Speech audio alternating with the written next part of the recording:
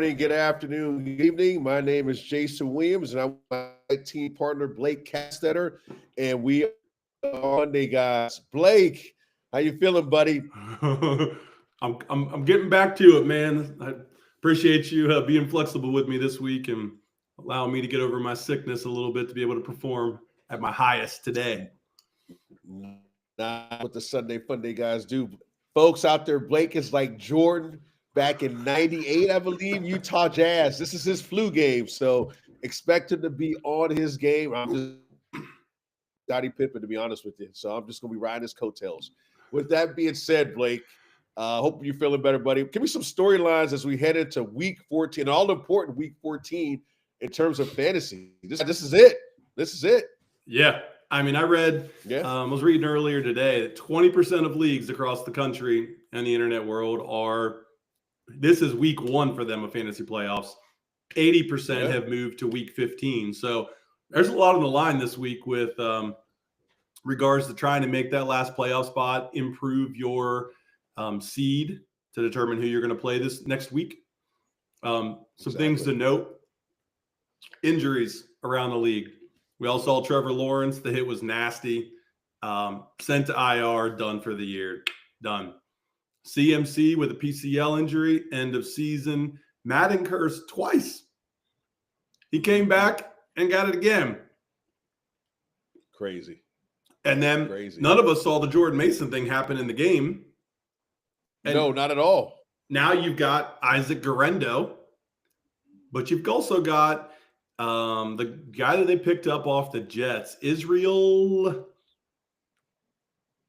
How do you pronounce it? Abanikanda? Sorry, buddy. We're probably screwed that up. But listen, if you ball out, we're going to figure out your name real quick because you're going to become fantasy relevant in a hurry. Mm-hmm. If you're listening to, thanks. But yeah, we appreciate it. San Francisco went and claimed him off the waivers from the Jets. And in looking at a lot of commentary from folks out of New York, apparently this dude was pretty freaking solid. He was just deep in a depth chart that he was a depth chart casualty. So, well, yeah, if you look at the Jets backfield, yeah, I can see how that can happen. Instead of going after Guerendo, which I didn't have enough waiver money to claim him anyways, I went and scooped up this dude and not thinking this week, but thinking longer term into the playoffs, right? Sure. Let's see what else. Breece Hall was missing practice with a knee injury. They really haven't talked much about the extent of it, but I've shared that information with a couple friends and asked if they had Braylon Allen available on waivers. And 2 friends were able to go scoop up Braylon Allen. Yep. Yeah. That might be a plug and play this week. I scooped him up 2 weeks ago when I first heard about it. Now, I checked the stats last week, and he didn't have a lot of carries, but it's a lingering need for Breece Hall. Then he becomes a major fantasy relevant player as a running back. Mm-hmm. Immediate. And he might be like top 12 because he looked good in his time that he's gotten. Sure. Bucky Irving left the game but came back, seemed to be okay. Roschon Johnson is still in concussion protocol as of today, so that leads me to believe he's probably not going to be playing. Swift is going to be the major beneficiary there. He's going to get a volume-based bump. CeeDee Lamb re-aggravated that shoulder injury. Didn't return in the fourth quarter. I don't know why Jones doesn't just bench him for the rest of the season. Like, don't risk it. It's not worth it. You've got nothing to play for. Let him heal up. But if he can't go, Jalen Tolbert and Brandon Cooks could be viable options, especially against Cincinnati's defense this week if Lamb can't go. Ladd McConkey. We talked about that. I think I mentioned it. Yeah, I mentioned that injury earlier in terms of the AC joint. Mm-hmm. That thing's not going to heal until he stops playing. So you take the risk and make it worse. Right. I mean, why do that? What about why do that? I agree. Ladd McConkey got added a knee injury. This dude's been playing banged up all season. He had the shoulder injury like 3 weeks ago when he landed really hard against Cincinnati. Now he's adding a knee injury. Man, if he's out, you really can't trust Herbert this week against Not at Kansas all. City. No. I think that's going to be really something to keep an eye on, not just for fantasy purposes, but it's a big game Sunday night for the Chargers. I mean, Huge. huge game. Huge game. Yeah, huge game. I mean, playoff implications there too. Oh, yeah. They're fighting to get in. Taysom Hill, torn ACL. That sucks. That dude, he battles injuries all the time, and he is such a weapon, a threat that gets used a multitude of ways, setting records that weren't ever even thought about. And then Dallas Goedert, another knee injury. He's likely going to miss this week. Some other things to note, tonight's game, you've got Dubs and Alexander already ruled out. Deontay Johnson, this guy. Man, I couldn't believe I heard that. I hadn't realized that until today. What didn't you realize? That he got suspended for, and what he got suspended for. I guess I wasn't privy to the information. Like, I didn't know. I literally watched it about 3 hours ago. I was like, well, what? Wait a minute. He didn't go in? I was like, come Can you imagine? on, man. At that point. Rashad Bateman goes down. They're like, cannot imagine. Deontay, let's go. And he's like, you ready? Oh, you want me now? Nah, not going to go in. Yeah. What do you think this cost good, this coach. dude? Yeah. Does he forget that he's on a 1-year deal? Well, it's going to because there's no team that's pinned up with that. That's ridiculous. I mean, that is absolutely, I can't believe in this day and age when you're actually on a contender. Like, it's not like you ain't for God's sakes. You were on a bad team and you went to a good team. And this is how you're going to, no, not at all. But what does this cost him? Like $5 million?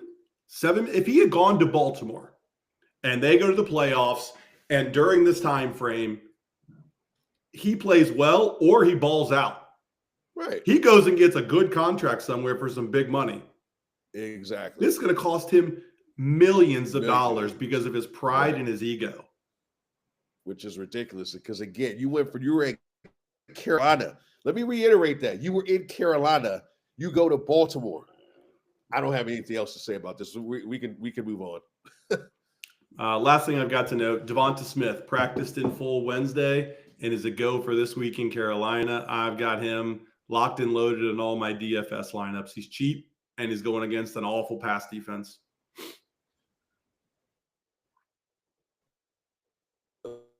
Just hope hamstring holds up. That's been his deal. Like when he's in, he's man, and he's Linder. That's why they call him Reaper. So it's going to be interesting if he can get through a whole game without having any question marks going into the next. Because I've had him all year, and it seems like he goes to a game and all of a sudden the injury report comes out and he's on it. So what do you do with him in terms of, do you play him? I get DFS, but in fantasy, he's a solid number 2.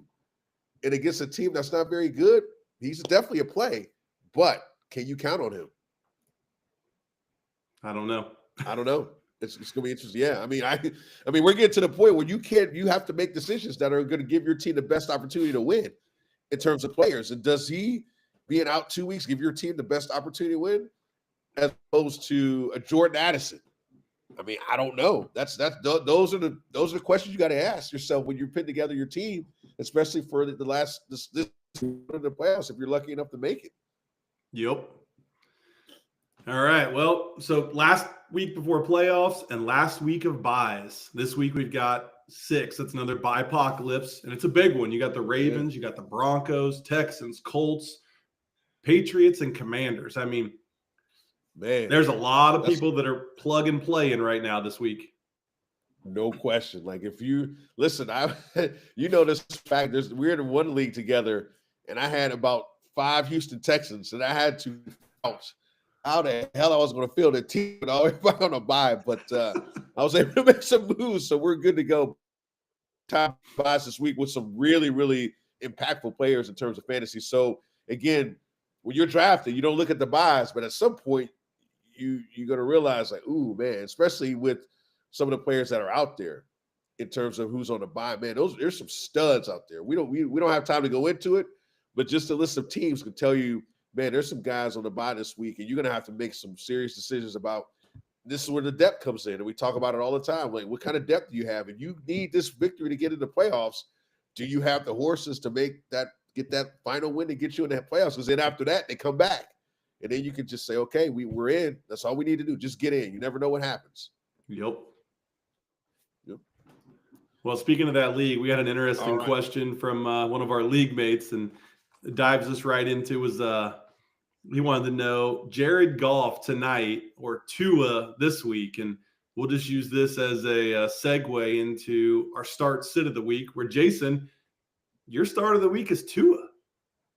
It is. I've got Tua in a couple leagues, and obviously with the concussion thing, kind of set my team back a little bit. But over the last month, he's been playing some of the best football out of any quarterback. If you look at the stats, I mean, even in losses, he's putting up 300 yards, a couple of touchdowns, so big-time fantasy points.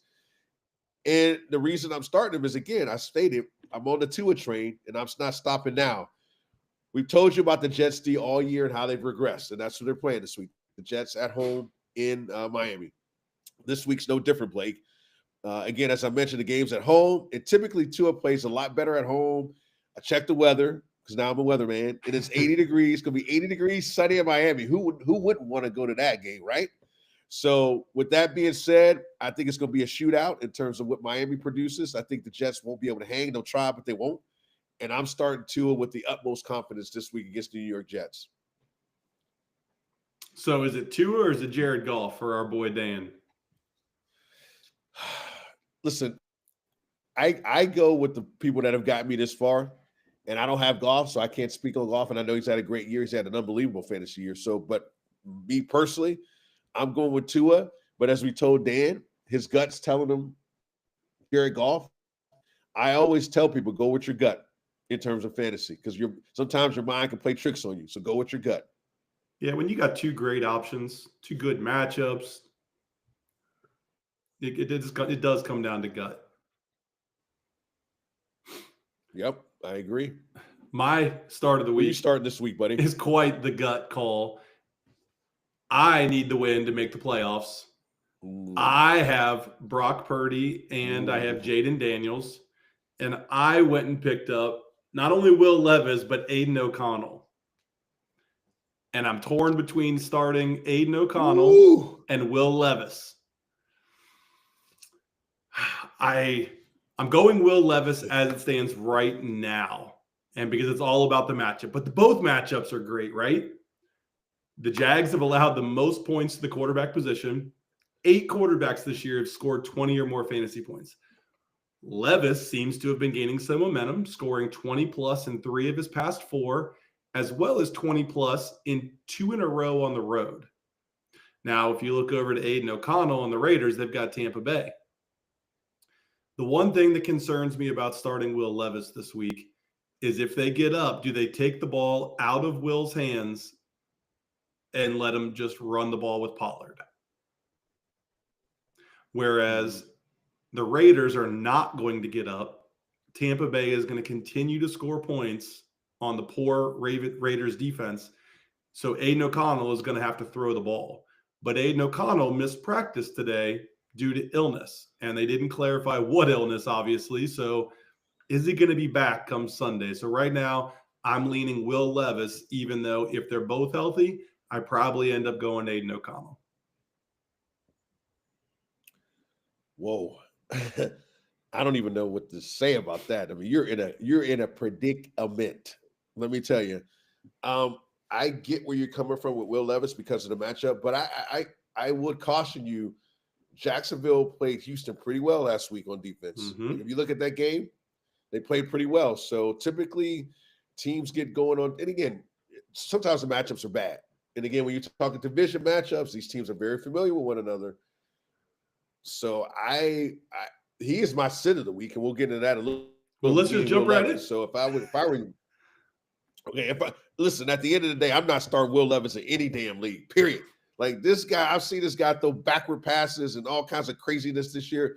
I can't entrust my team to get a win with Will Levis. I feel like that's a kiss of death. So if I were you, I'd start O'Connell. I can't.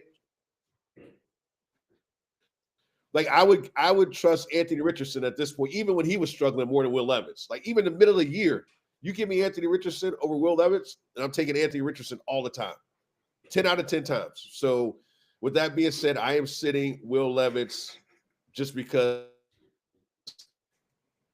I saw him rate the 8th best quarterback according to ESPN. Hell, possible. Oh, it's possible. So he's ranked higher than Mahomes, Russell Wilson, Matt Stafford, and Tua. Again, and I just said, Blake, listen, if you're considering starting Will Levis, you should be ashamed of yourself. So that's how I feel about Will Levis. All right, well then riddle me this, Batman. My third option is my sit of the nothing against week. you, buddy. I love you to death. But My third option is my sit of the week in Brock Purdy. Okay. Who do you start? Brock Purdy, Will Levis, or Aiden O'Connell? And let me give you my sit reasoning, and then you tell me. Oh, yep. Let's hear it. Without CMC and without Jordan Mason, San Francisco's going to have to lean on Brock Purdy, right? And that's great if he's back to full health. Correct. Chicago's pass defense is much better than their run defense. They've allowed the second fewest points to the quarterback position. Only 3 QBs the whole season have thrown multiple touchdown passes in a game. And I see this as a game where San Francisco continues to lean on the run unless absolutely necessary to pass the ball. So much so that my sit of the week at wide receiver is also on San Francisco. So Batman, riddle me What this. you're saying is Who would you start?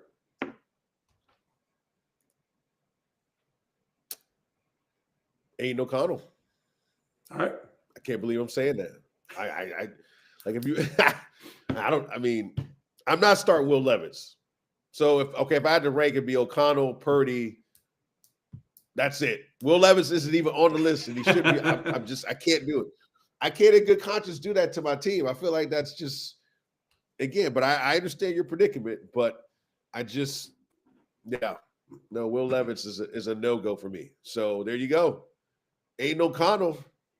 Maybe I'll go make space to scoop up somebody in anticipation of next week's waiver wire and drop Will Levis. This is the point of this week having so many people on buys. You're in a predicament. Like, by no other reason that there's 6 teams on a buy. Like you'd be able to get one of those quarterbacks, I'm assuming, if they were, if they weren't on a buy, I would think, and you're one of your leagues in that league. Mm-hmm. But you're in a predicament where there's 6 teams on a buy. And you got to roll with who you got. So okay. Well, tell me this real quick before we go back. What's your gut tell you? We talked about gut. What's your gut tell you? Your gut tells you Levis to start. Okay. Well, there you go. All right. Okay. But the health thing concerns me. If he's not at 80% or better and he's sick, I can't expect Aiden O'Connell to pull out of Jordan. True, especially from a person that's pulling out of Jordan right now. Meaning. All right, let's get to the running backs, folks. I'll start with my start of the week, and it's Rico Dowdle, running back for the Dallas Cowboys. Now, over the last couple of weeks, Mr. Dowdle has tallied 19 carries and 22 carries. And guess what, Blake? Dallas has won the last 2 games. This was Rico going against the Bengals defense. It pains me to watch that defense play. And now Logan Wilson's out for the year. He's the heart and the soul of the defense. I think that's a big deal. The Bengals allow 128 yards to running backs, 22nd in the league. And again, with 5 teams on the bye, 5 or 6 teams on the bye, Rico's a perfect bye week this week against the Bengals. Shoot him up and be ready to roll with him. Yeah, once the Bengals lost Logan Wilson last week, it was I didn't know he was out. And it was painful to watch. Yeah, I mean, especially the dump off passes we won't get into that, but the dump off passes that turned from 5 yards to 20, I'm like, are you kidding me? Our run game too our run defense had improved drastically over the weeks, and then it just disappeared last week. Yes. So again, Rico Dowdle started with confidence. Who's your start this week, Blake? Kyren Williams. And this is one that normally, first half of the season where he scored like 8 touchdowns in a row is like, how do you put Kyron Williams in your start of the week? That's a no-brainer. But he's frustrated a lot of fantasy managers over the past few weeks. But last week, he seemed to get things going again. He played 67% of snaps and he ended up going for over 100 and a touchdown. At this point, I still think he's back to being a must-start running back. I don't think he ever wasn't, but he's got a juicy matchup against the Bills. They focus on stopping the pass game, which we've talked about at lengths over the weeks. They're allowing running backs the second most yards per carry at 5.2 yards per carry and the third most points per game since week 9. The problem is their defense can't stop explosive runs. They've allowed the highest rate of explosive runs this season.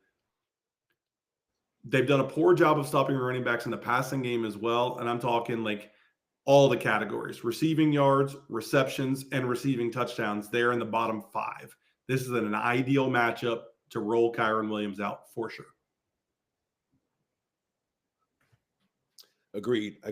I think the one thing about fantasy football is guys go through stretches where they struggle. And I think a lot of times fantasy owners get frustrated and like to get off the bandwagon. I think Kyron Williams over the last month hasn't produced what he did the first 2 months. So people are like, well, but again, a lot of it has to do with matchups. A lot of it has to do with, do we really know this guy's healthy? I mean, we're at the end of the season. Nobody's healthy. I mean, no running back in this league is healthy. There's no way it's possible. So he's been consistent all year, and there's no reason to think he can't be consistent as you go into your last week or the playoffs moving forward. So I think it's a great start this week. Speaking of healthy, one running back that is healthy because he's freshly off, injured reserve is my sit of the week in Nick Chubb. This season, he's only averaged 3 yards per carry. And unless he's found the end zone, he scored less than 6 points per outing. No touchdowns means he scored less than 6 points per outing. But this week he's got the Steelers. And the last time he played the Steelers, he had 20 carries for a total of 59 yards, 3 yards per carry. But he was able to plunge into the end zone twice, ended up with 19 PPR points. The Steelers are ranked 12th in the fewest points allowed to running backs, but they have allowed a running back to score in 9 games straight. I envision this being a lower scoring AFC North battle, and I struggle to say that he's going to find the end zone again. He just doesn't look the same. Jerome Ford outsnapped him and outcarried him last week significantly. Yeah, I saw that, and I was wondering why that was the case. I don't know if it was because the game was a shootout or what with Denver. But Nick Chubb, I think he's coming back from that injury. He's definitely not the same running back he used to be. And more importantly, the Browns' offensive line isn't as good as they were last year for whatever reason. I don't know if they had injuries. Excuse me. But if you look at that offensive line, what they produced last year in terms of production at the running back position, with any running back, this year, drastically different. So, and I think the Steelers are hot. They're rolling. They can score with you. They can play defense. And quite honestly, I think they're pissed off about the game they lost to Cleveland. So I expect them to come out with some pretty intense stuff. So I don't expect Nick Chubb to do well at all. Yeah. I don't know how Jerome Ford's going to play and what impact he's going to have, but these split backfields and your next one up is split backfield. Jonathan Brooks, did he get 10 touches last week? He got close to 10 touches. I think the ratio with carries was 12-6. Okay. So, with that being said, my sit of the week is Chuba Hubbard. Now, Chuba's had a great year, and we knew Jonathan Brooks was kind of waiting in the wings. Carolina's not going. Brooks, he been called up, and he got to play the last couple of weeks. So I would expect Chuba's numbers to go down. But I'm sitting him this week, not only because of the Jonathan Brooks factor, but also because he's playing against Philly's D. And Philly's D has been really, really good. They were able to keep Derrick Henry somewhat in check. You're not going to stop him, but they slowed him down. So if they could do that to Derrick Henry, I would expect them to do that. So I am sitting Chuba Hubbard this week against a Philly defense that's been playing really, really well for the last couple months.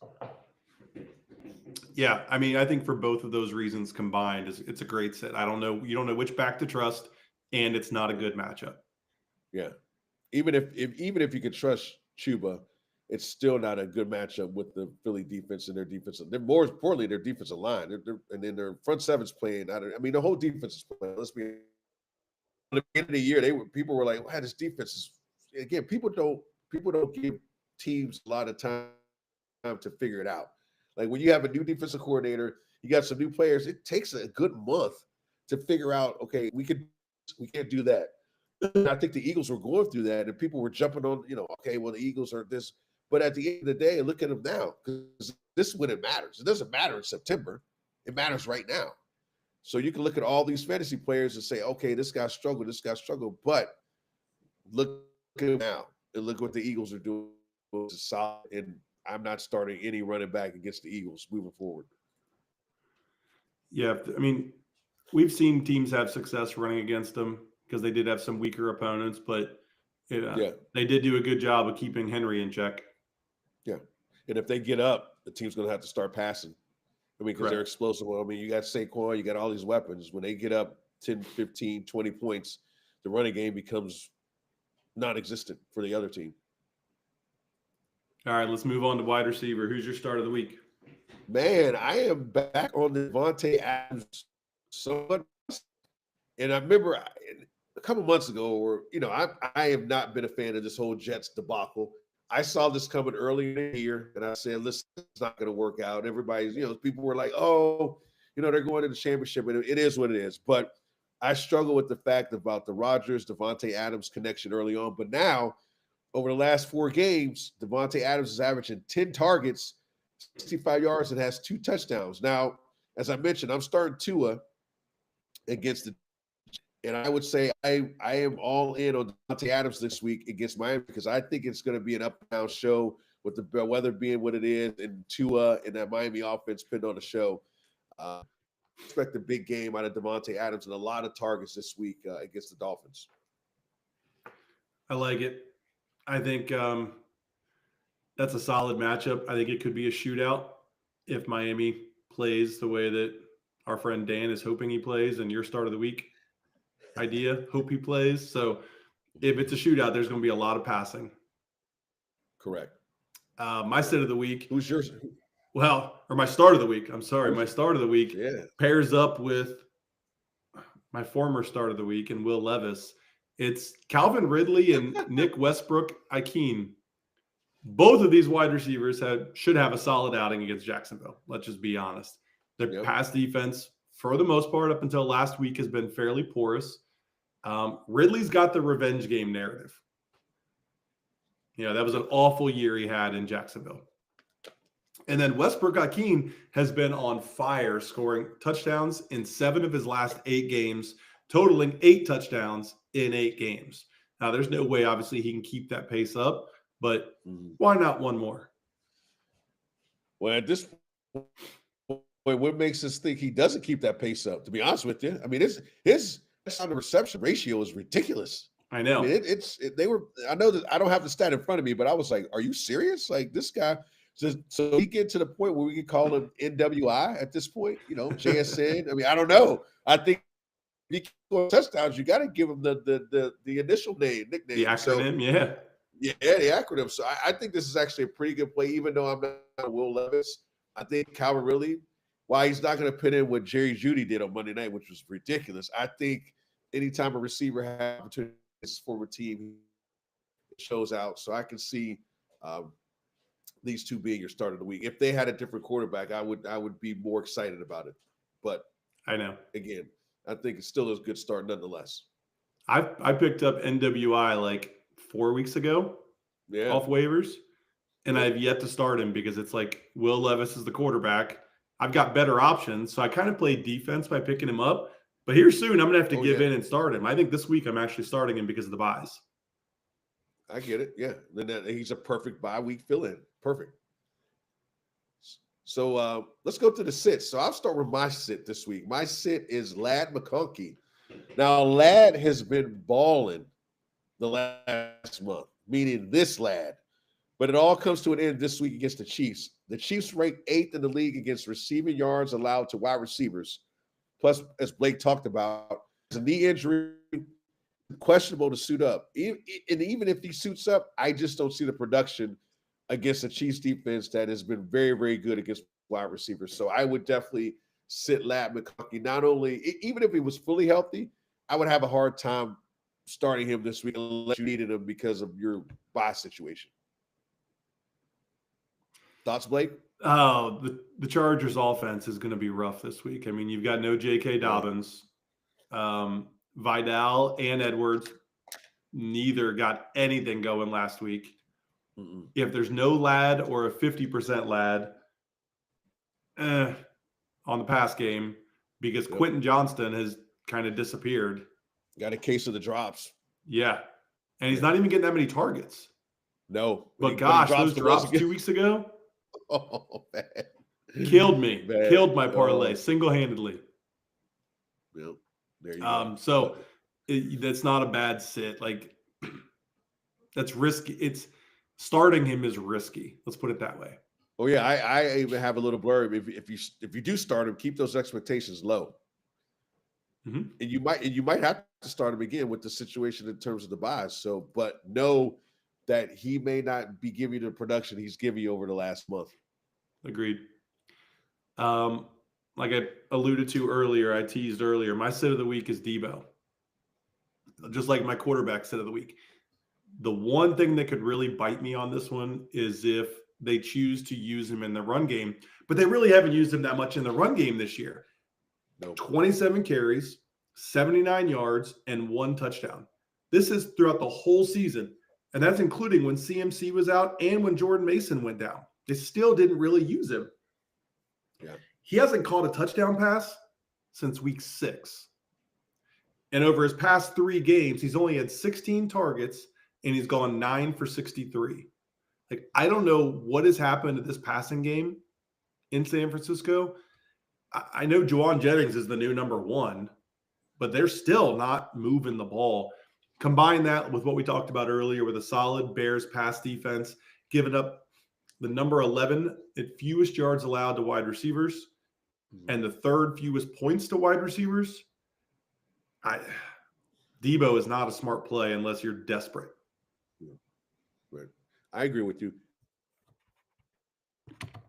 So I'm gonna kind of give some context. I really think Debo's hurt. Purdy's hurt for sure. I think San Francisco's had so many injuries that they're struggling offensively to produce anything. Hence the reason Debo's not getting carries in terms of the running back position, because he would have had a lot more at this point. That number shocks me. So I think there's something up. We don't know what it is because a lot of times it's an ankle here, but I just don't think Debo's 100%, and we know Brock Purdy's not 100%. So it's tough. Like these injuries, San Francisco has been bit by injuries probably more so than any other team in terms of their star players being out for either all the year or an extended period of time. So I think this is a good. I wouldn't trust any offensive player for San Francisco except maybe Kittle, maybe. And after last week, I don't know if I trust him. 1 catch. That's what I said. It's a big maybe. I agree. Yep. Maybe. So let's move on to tight ends. But this is wild. Who was our start and our sit of the week last week that we matched on? It was Anthony Richardson. I didn't look to see what he did. I know he at least ran one in. He had a pretty good game. So okay. I would say you probably won that. I'll give that to you. All right. So far now we have 2 today. Now that I'm looking at your tight ends, we got Will Levis start sit. Yeah. And Jonnu Smith start sit. And here's the thing about Jonnu. I the coin on this one. I really wanted to start him, but I was like, you know what? I'm not so sure. So I will let you give the people the reason you're starting Jonnu Smith this week at tight end. Why don't you start us up with Will Dissly, and then I'll go with Jonnu, and then you go against Jonnu, and then I'll do my sit. Okay. All right. Well, clearly, I mean, the Chargers are going to be without potentially Ladd McConkey. We already talked about the drops that huge Johnson's had. Yeah, just can't catch the ball. He's got the yips. So who else are the Chargers going to depend on to catch a pass, for God's sakes? So I haven't really been on the Will Dissly train at all over the past month. He's had a good month. He's got a great matchup against the Chiefs, who are allowing the most receiving catches and yards to tight end, which is kind of boggles my mind because there's such this, but they struggle with the tight end. So the only reason I would start him is because this is a juicy matchup against a team that gives up a lot of yards to tight ends, and also a team, meaning the Chargers, that really is shorthanded on weapons, especially if McConkey does not play. So I'm starting Will Dissly this week at tight end. So when I was building my DFS lineup, I didn't put all that together. I do know that the Chiefs are the worst team against tight ends. Yeah. But I didn't consider the Ladd McConkey and the huge issues and the running back issues. And that's a great start. I might go change my DFS lineup just because of that. No. And again, I'm not 100. I'm not loving him, but again, with the situation at hand and who he's playing against, this is one of those matchups that's just a good matchup because of all the parameters of the Chargers offense being maybe non-existent with the players they have hurt. Then the Chiefs surprisingly giving up that many yards to the tight end. That surprises me. All right, let's jump into the juicy stuff. Jonnu Smith, my start of the week. Okay, Jonnu. Did you ever think we'd be talking about Jonnu Smith when we were ranking tight ends? No. Now, he's been consistent. He was sneaky, quiet, good in Atlanta last year. Yep. He was the tight end of choice. So before you get started, I pulled up some stats because, again, I told you I was flipping a coin on this. From weeks 10 through 13, he is the number one point scorer among tight ends, even higher than Brock Bowers. Yeah. Crazy. And I got that. Ahead. Yeah. He's without question the top threat in the Dolphins offense. Not Tyreek Hill, not Jalen Waddle.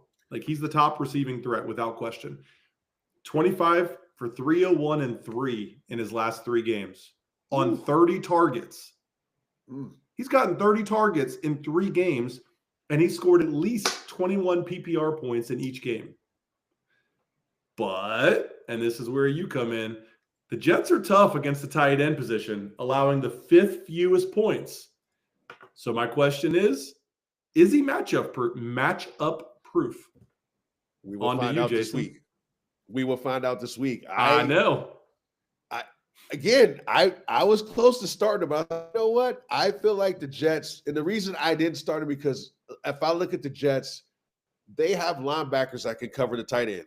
And I think in terms of the matchup, that's why they're so tough against tight ends. They actually have linebackers that are on the field all 3 downs instead of bringing guys in and out contingent on the down. So that's the only reason I'm not on the side with you, Blake, is because I think the Jets have a solid interior 7 that can control the tight end. Other than that, I can understand you starting him.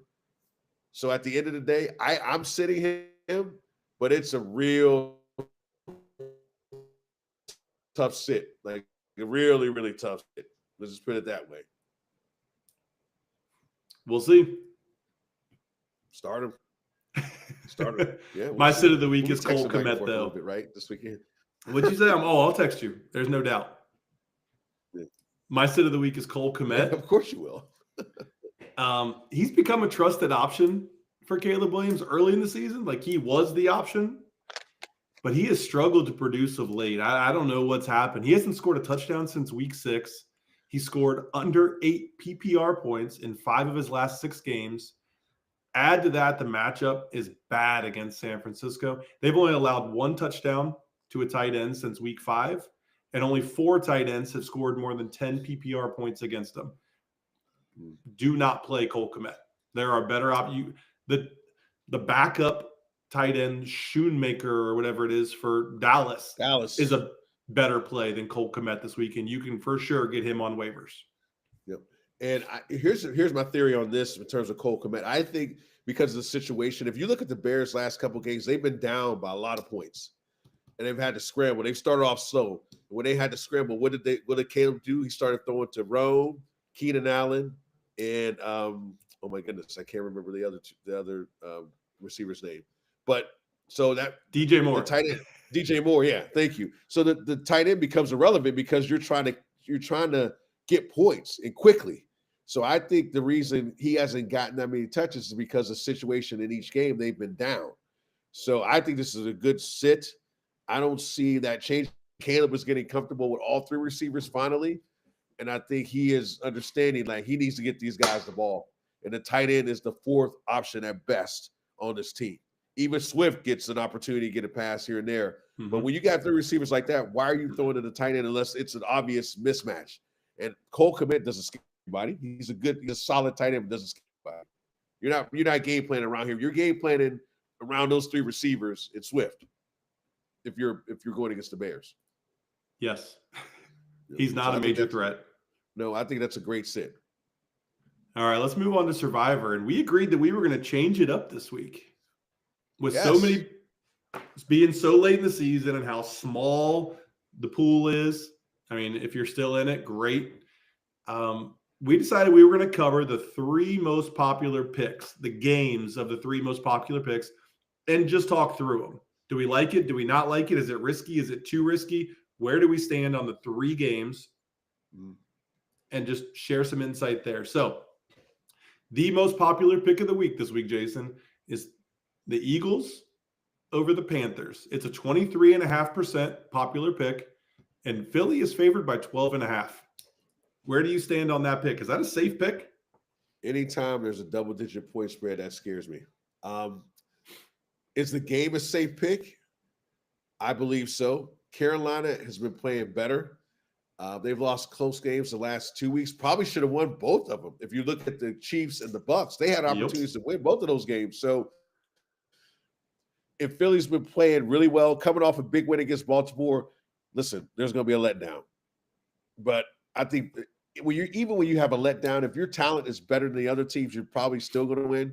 And that's what I see in this game. I don't see Philly covering the 12 because I think Carolina is playing one. I actually give Bryce Young some credit. He's actually playing really good. I think Carolina, they hang in there for a little bit, and I think Philly pulls away late. So I think this is a safe pick, out of all the picks that we have, definitely. It's one of those games where how good is Carolina? Right.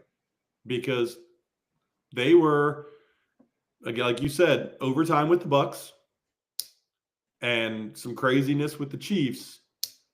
Overtime. Was that game overtime? I'm not sure, but it was a crazy ending, and the Chiefs should not have won. Right. But they did. Yeah. So how good are they? We don't know, but since Bryce Young's been back, they have been playing well. They've been competitive. Right. Second game, Pittsburgh over Cleveland. 21.9% popular pick. Pittsburgh's favored by 7. Is that a safe pick? Now, you think about our rules. You've got an AFC North battle. They know each other. Pittsburgh is at home this week. I think this one's safe too. But again, I'm not so sure about the spread. The only reason I think Pittsburgh could potentially cover is they get Highsmith back this week to go with Watt. And that's a big deal. They didn't have him in the first game against Cleveland. You got those two guys coming off the end. You got Jameis doing Jameis things, mainly throwing the ball to the other team. The only thing that concerns me is I think Jameis and Jerry Jeudy have this chemistry now, and I think that in terms of their production. Obviously, they did a phenomenal job against the Broncos, but nobody saw that coming with the Broncos defense being what it is. Like nobody saw that. I mean, nobody saw that coming. So, do I think Cleveland can put up points against Pittsburgh? Well, everything they can do it against Denver, they surely can do it against Pittsburgh. But I think the Steelers' defense and getting Highsmith back is going to be the key. And I actually think Russell Wilson kind of finding his groove, and he's really been on point now. Is the Browns' defense better than the Bengals? Of course. But when you're familiar with a foe, you know their strengths and you know their weaknesses. And I think that's what Pittsburgh's going to try to do, expose Cleveland's weaknesses. And as this will be a tight game again early on, but I think Pittsburgh pulls. What do you think? I can't see Pittsburgh losing twice to Cleveland and losing at home. Yeah. Jameis is throwing well. He's throwing the rock around a lot. He's over 45 attempts on average, 3 of his 4 games. That's nuts. That's nuts. The only game he didn't hit that number was when they played in the Snow Bowl against the Steelers a couple weeks ago. Yep. Since he showed exactly how to pass on Pittsburgh. We had no trouble passing on Pittsburgh. And we knew that going in, we wouldn't have trouble. Right. Now, do they have the same type of caliber of receivers that the meaning the Browns? No, but they've got some guys. They got guys. They got guys who can play. They got a great tight end, and they got a fast receiver, and they got some complimentary guys. And we'll see how it goes. So the last time I just read the stat, the last time the Browns swept the Steelers, 1988. Who were you born? I will go on a limb and say that is now a safe pick. Oh, you will? Yeah, I don't think that's happening. Okay. All right. Even better. See, throwing you a little nugget this time. That's right. All right. The third game, the third most popular game this week, popular pick is Tampa favored by 6.5 over Las Vegas. As we saw last week, the Bucs are getting healthy and they're finding ways to win. But Las Vegas went into Arrowhead and took the Chiefs down to the wire, and in reality, only lost because of a botched snap. Right. How safe is this Tampa Bay over Las Vegas pick, Jason? This one is out of all of them, this is maybe the least safe, but I still I just came from Tampa. They're obviously really excited about the team. A lot of the talk was about how the defense is playing better in terms of production, in terms of not giving up yards. So do I think that carries over against Las Vegas? I think it does. I think now that they got some tape on Vegas with their new quarterback, I think that's going to help them. Again, the 6.5 seems like an awful lot, but I'm not so sure Vegas can stop Tampa's offense. And I think that's a distinct difference between Kansas City and Tampa Bay. I actually feel like Tampa Bay has a lot more weapons than Kansas City. So, again, just like the other two, I think Tampa Bay is a safe pick, but it'll be close. I think it's a pretty safe pick. I also, in prepping today, found out that not only is Aiden O'Connell did not practice, but neither did Jacoby Myers with an ankle injury. Ooh. He was not on the injury report Wednesday, and he is today. Scary. So you take out Jacoby Myers, now we're down to Trey Tucker and Brock Bowers, and no running game. Yeah, that's a safe pick at that point. It does become a safe pick. Yep. All right, man, I got a question for you. What's up, buddy? What's the best way to get your Sunday started, right? A little of the bubbly. Tastes so good when it hits your lip. I guess, or your throat if it's all sore and raspy and nasty. Yeah, he's fighting through it, folks. He's Jordan. This is just the fourth quarter, baby. This is the fourth quarter. It's the best part. It is the best part. All right, so our 6-pack of the week. I'll start off with my 3-pack up front. Gotcha. Bills at the Rams over 48.5 points. Now here's my justification. Both teams are playing well. The Rams are in a must-win situation in a crowded 6-6 in a crowded NFC West. With all their weapons healthy, they've been averaging over 23 points per game over the past 6 weeks. Buffalo, however, is playing lights out even in the Snow Bowl last week. They've averaged 29.6 points per game over the entire year, and they've averaged 31.7 over the past 3 weeks. Josh Allen back to California. Stafford in a must-win, all in a dome. This one breaks 50 without question. Agreed. Layup. I don't think there's any question there. I mean, I guarantee they'll have. I'd be shocked if they didn't have 30 at halftime, 30 and 5 at halftime, or some ridiculous number in terms of total points. Yeah. Yep. And if it's not, it'll go the opposite. The second half will be a shootout. Exactly. Staying with that game for my second pick, though. Josh Allen over 27.5 rushing yards. This number is low. In the 2 games leading up to the Snow Bowl, so 3 weeks, Allen rushed for 50 and 55 yards. 4 of Allen's 6 best rushing totals have come against teams in the top half of the league in QB pressure rate. Guess what the Rams are? Number 9. Mm-hmm. That pressure just encourages him to run, which is where he's comfortable. The Rams have also allowed QBs to run this year. They faced 5 of the top 11 rushing QBs.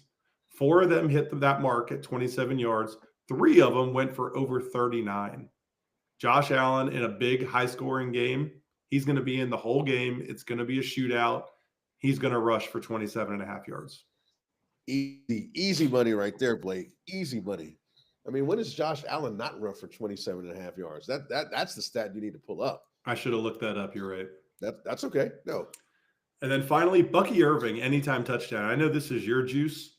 I don't normally stick with the anytime touchdowns, but I really wanted to do a Montgomery touchdown.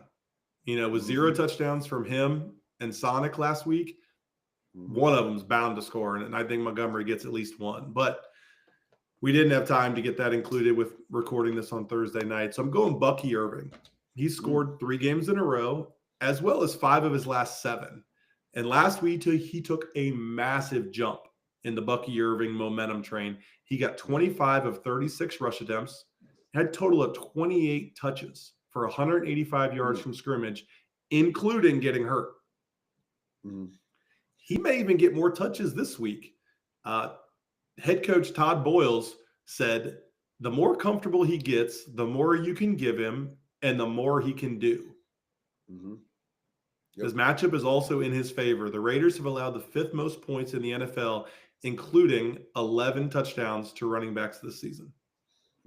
So this Bucky Irving and Rachaad White, this kind of reminds me of Zach Moss and Brown with the Bengals.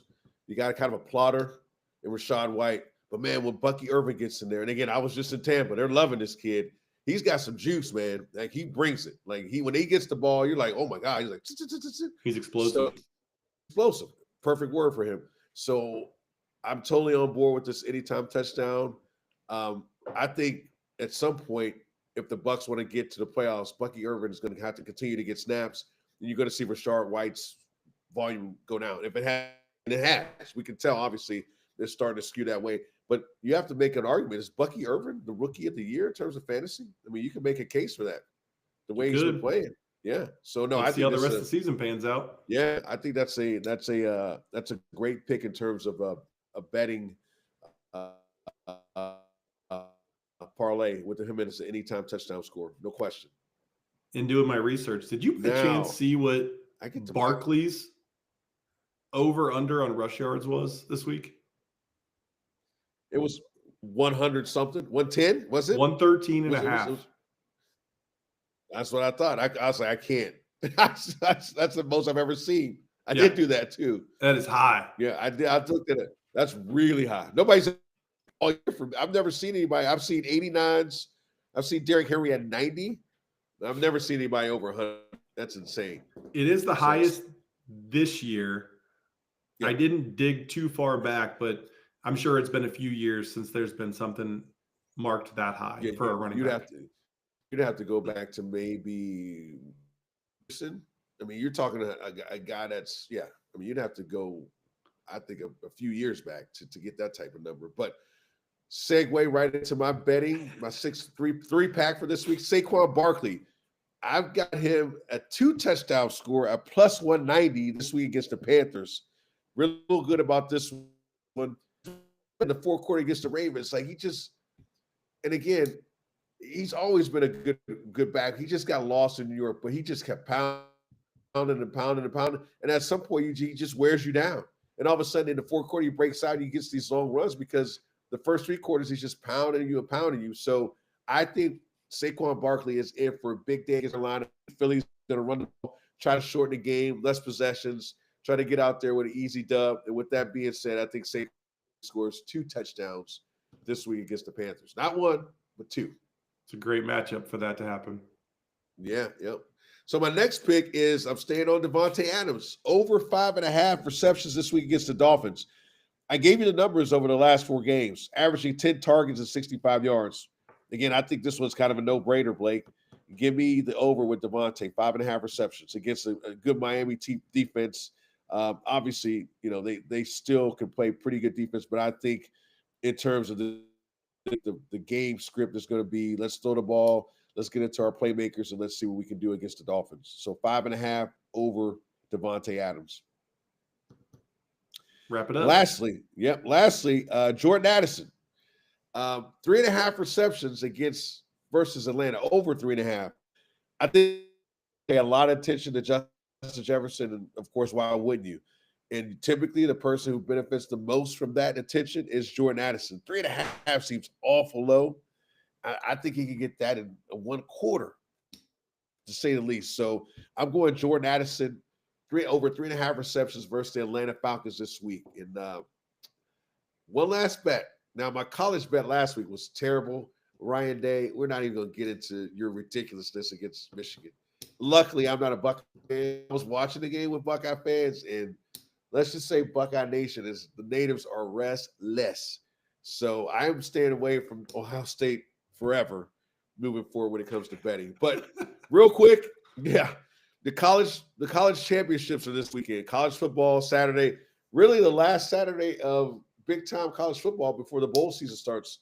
Can't believe the season's over already. It seems like it just started back in August, but here we are in December.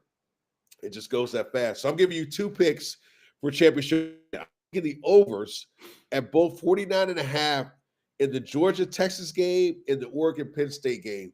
Both games are indoors. I expect these games to be a track meet. Give me the overs on both games. Georgia versus Penn State. All right. I got a fun fact for us. Bring it. So famous Jameis threw for 497 yards last week against the Broncos. He broke Kyle Orton's record for the most passing yards in a game with at least 2 pick sixes. But that's not the fun fact. Denver had 171 interception return yards in that game. Did you know Deshaun Watson only had 3 games out of the 7 that he played this year where he threw for more than 171 yards? Oh, my goodness. Wow. Oh, and what's that going to get you 2 more years? Deshaun Watson at what, $60 million a year, whatever his number is, his cap number? Good luck with that, Cleveland. They're screwed. Wow. Yeah. That is, I mean, if I was a Cleveland fan and I heard that, I would literally just start crying. I really would at this point, because you know you're on the hook with him for the next 2 years. Kyle Orton, Blake, oh, man, that's a blast from the past. It is. Really a blast. I mean, that's he was an old fantasy record. relevant for a little bit.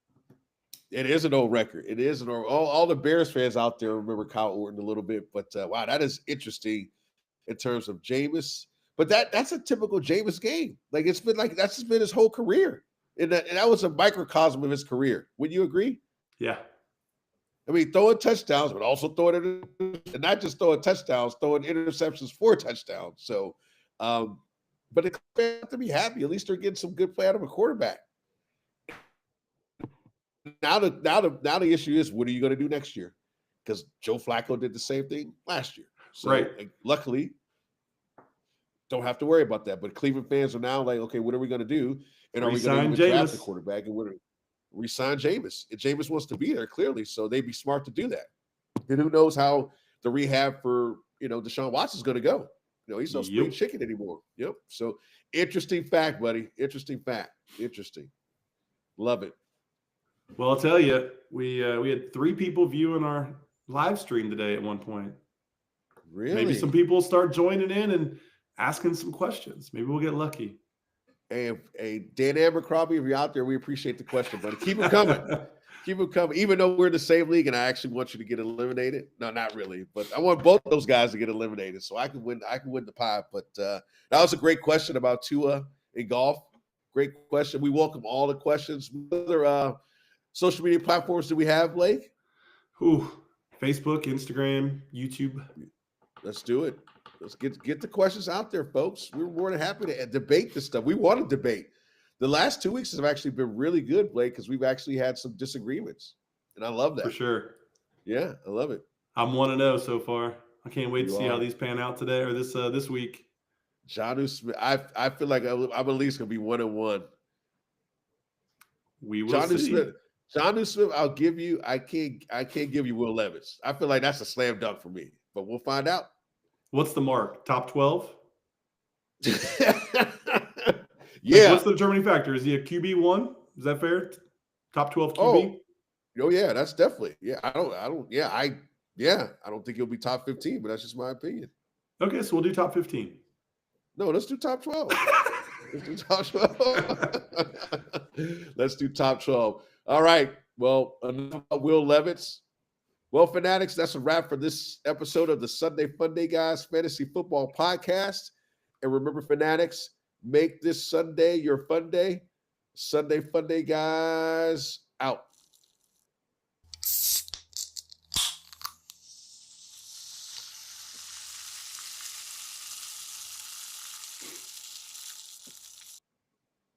Done. That was a good one, buddy. Love I it. like what we did there. Yep.